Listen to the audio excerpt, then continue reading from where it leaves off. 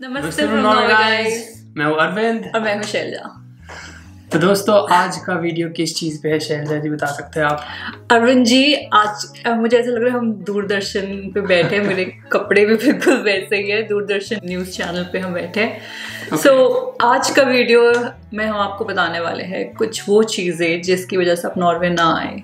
क्योंकि मेरे को लगता है हमने इतने ज़्यादा जो वीडियोस बनाए हैं उसमें यही है कि भाई नॉर्वे ऐसा है, नॉर्वे वैसा है, नॉर्वे आइए, और लग रहा है बहुत से लोग आ रहे हैं क्योंकि हमें इतनी ज़्यादा जो है क्वेरीज आती है। तो हमने सोचा एक ऐसा वीडियो भी बनाते हैं जिसमें कि हम आपको बताएंगे कि दीज आर द पिटफॉल्स। अगर आपको ये पिटफॉल्स लगते हैं then you should not come to Norway. तो इन्फॉर्मेटिव वीडियो है, तो लेट्स स्टार्ट द वीडियो।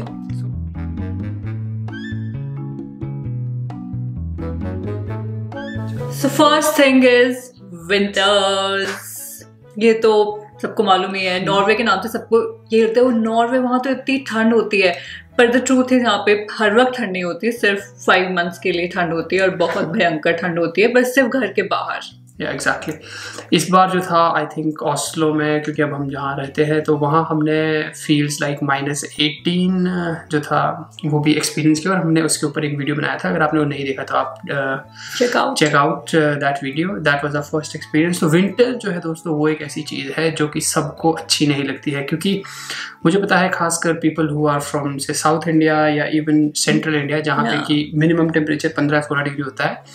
तो कई बार क्या होता है कि उन लोगों के पेरेंट्स जो है नॉर्वे आते हैं तो इवन यहाँ की समर्स में भी दे फील कोल्ड, क्योंकि सॉरी टू इंटरप्ट बट यहाँ की summers is also like 25 degrees और 26 degree, so it's not very extremely hot.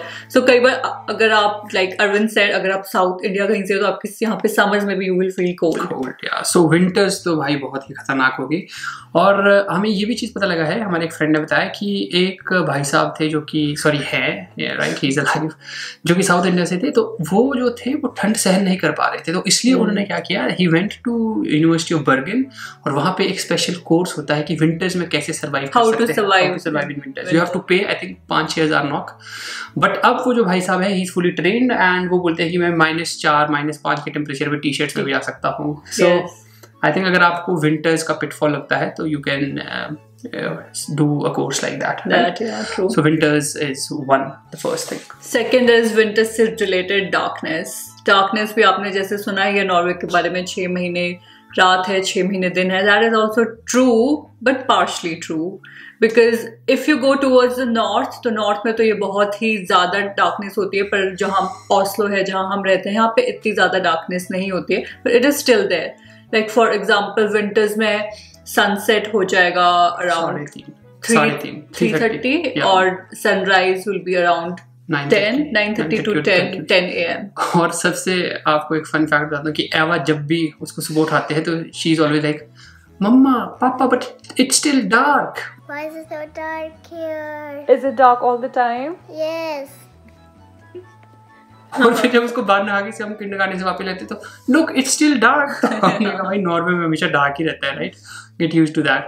But when will the sun come? So she has a lot of questions. So we tell कि summers में फिर सन ही सन होता है, right? तो ये है I think once you get used to, first time जब आप यहाँ आते हैं तो ये थोड़ा सा ऑड लगता है, but as the time progresses you get used to such things, and तब वो इतना ऑड नहीं लगता जैसे अभी हमें ऑड नहीं लगता है।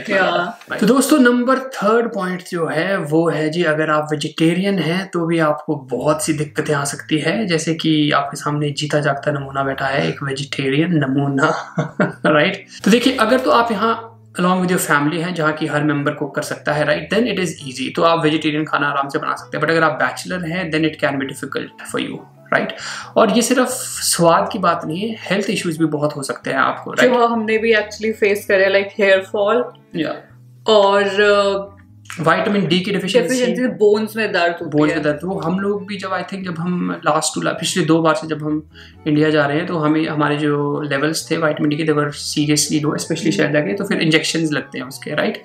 तो विटामिन डी और वेजिटेरियंस के लिए तो भैया vitamin B12 that is also kind of something which goes down. तो उसके लिए या तो आप बहुत ज़्यादा अखरोट खाओ, एवोकाडो खाओ, तो फिर बजट ढीला हो जाता है क्योंकि अगर आप you are not a meat eater, तो this is also something which you have to cater for, right? तो आपको सप्लीमेंट्स पे जिंदा रहना पड़ेगा। तो देखिए सप्लीमेंट्स पे जिंदा हूँ। Right. Number 4 is that don't come to Norway if you are very much dependent on someone. जैसे इंडिया में हर काम करने के लिए आपको कोई ना कोई मिल ही जाता है। दूध मंगाना है तो दूध वाले भैया को फोन कर दो, कुछ घर पे साफ सफाई करनी है तो साफ सफाई वाली लगा दो, खाना बनाने का मन नहीं है खुद तो बाहर से ऑर्डर कर लो। पर ये सब चीजें यहाँ पे नहीं होगी। Literally everything you have to do yourself, each and everything. Exactly. जैसे कि सिंपल कार का एग्जांपल, कार अगर धोनी है तो ऐसे नहीं है कि भैया किसी से कोई बोलते भैया धो के आ जाओ 150 रुपये दे दूंगा, राइट।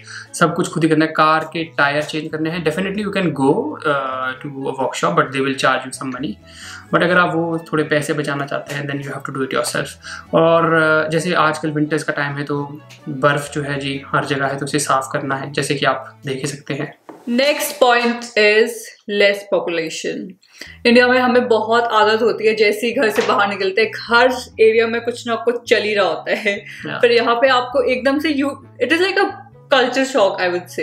एग्जैक्टली। आपको लगेगा कि इतना खाली खाली क्यों है। It's not because of corona. अगर आप इस टाइम पे आ रहे हैं यहाँ पे एक्चुअली में ही इतने कम लोग हैं और बहुत कम पॉपुलेशन है नॉर्वे की। आई स्टिल रिमेम्बर जब मैं आया था फर्स्ट टाइम तो मैं अपने घर वालों को मतलब वीडियो कॉल से, उस टाइम स्काइप चलता था, वीडियो कॉल पे दिखा रहा, देखो मम्मी पापा देखो सड़कें खाली है, कितनी साफ सड़कें है, बस मतलब इसी शौक में। और फिर लेटर ऑन यानी पॉइंट होती है कि अगर आप ज़्यादा गप्पे मारने वाले हैं कि आप सोशल हो कि हाँ यार ये चाहिए वो चाहिए कि, तो फिर वो पॉसिबल नहीं है यहाँ पे, राइट। डेफिनेटली इंडियन कम्युनिटी है but I think so Oslo जैसी जगह में इट्स वेरी बहुत ही वाइड स्प्रेड है।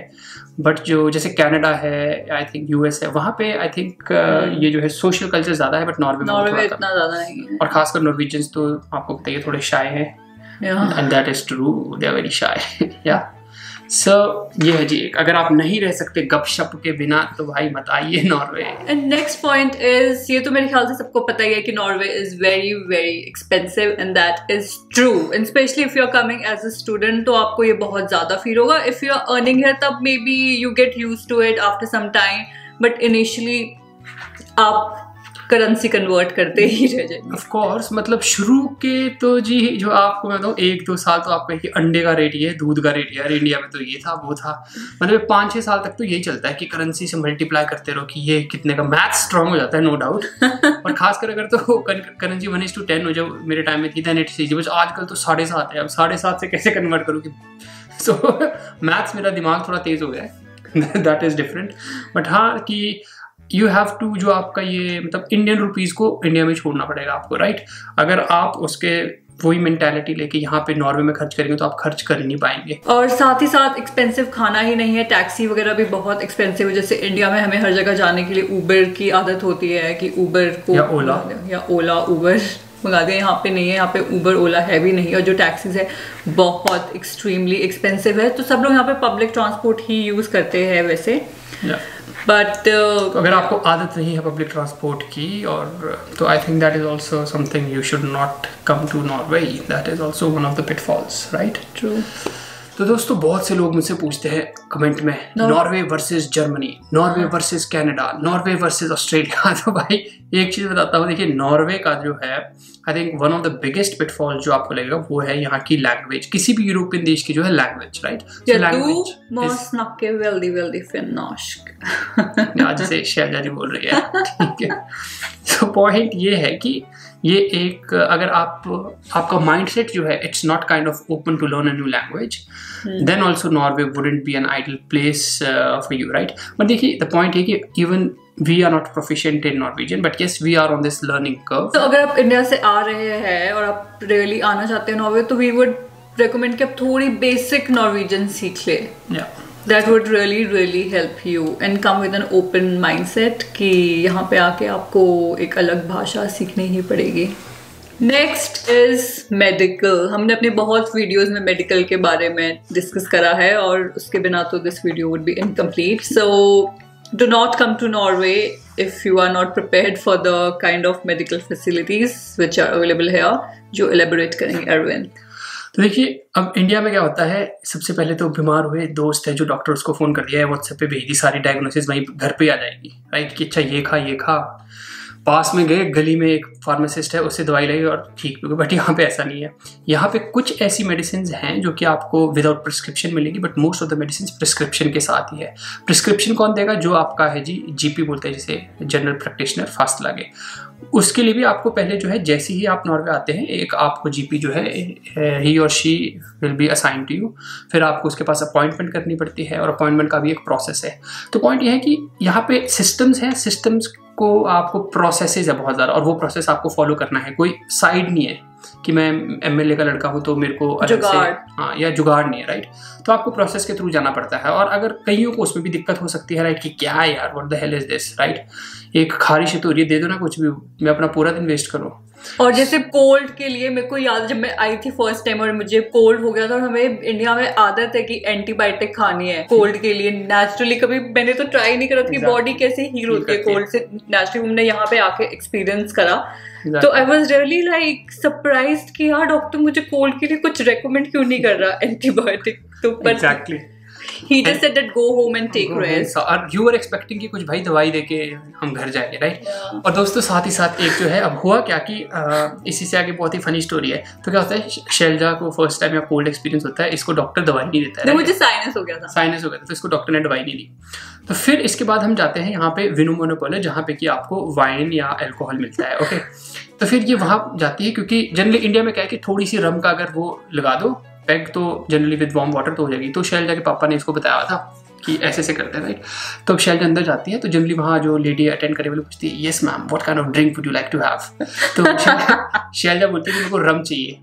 बोलते would you like to have it with with meat और विद समथिंग। बोलती no, I have cold and I just want to drink a small snip of it with warm water. What?